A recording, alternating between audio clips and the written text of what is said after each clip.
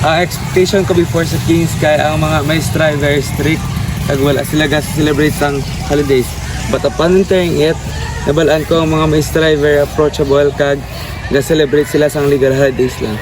Ang isa pa sa mga expectation ko sa Kings kay very high ang ila standards pero makaya man gusto lang gid nila mapagawa ang best version sa bawat estudyante.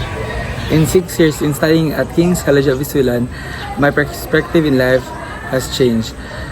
Because dati, ang ako nga perspective is though ginamema-mema ko lang ang although ang ako nga parents is very religious. But upon entering in KCI, nag-change kita ako nga perspective in life. Nakilala ko, tunay kong sinugid si God. Kag ang ako nga mga beliefs in life nagbago gid kag mas nag-firm gid ang foundation sa faith ko kay God. Ang activities nga na-miss ko ay ang intrams kaya nag-tripit kami sa basketball yung grade 11. Kag subo nga grade 12 kami naging overall champion kami. Also Lakeview Camp kay pag grade 11 nadaog kami Team Joseph.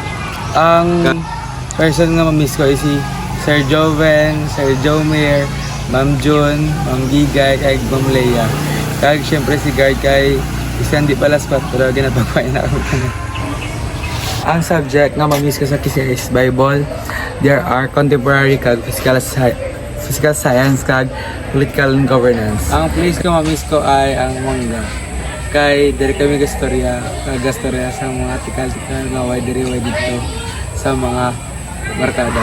Ang experiences ko ma-miss ko sa KCI is ang foundation anniversary, Lakeview Camp, kag Intram.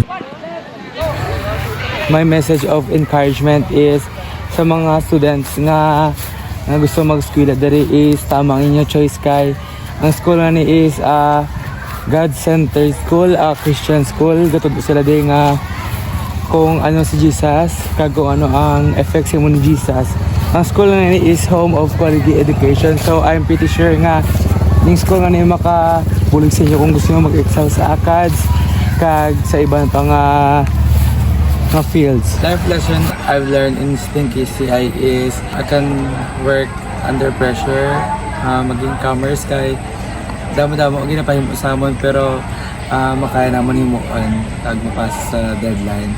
Kag syempre ang school na nila tundo sa amon na si God kitang centered sa life naman. So, my message of commitment is even though I live King's College of Isulan, the knowledge and the learnings He instill me never change, and I will put God as the center of my life because King's College of Isulan teach me about God and have a strong faith.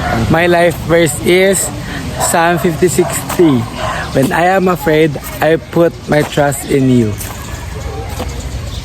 My name is Jacob Jesse B. Alayon, a grade 12 student.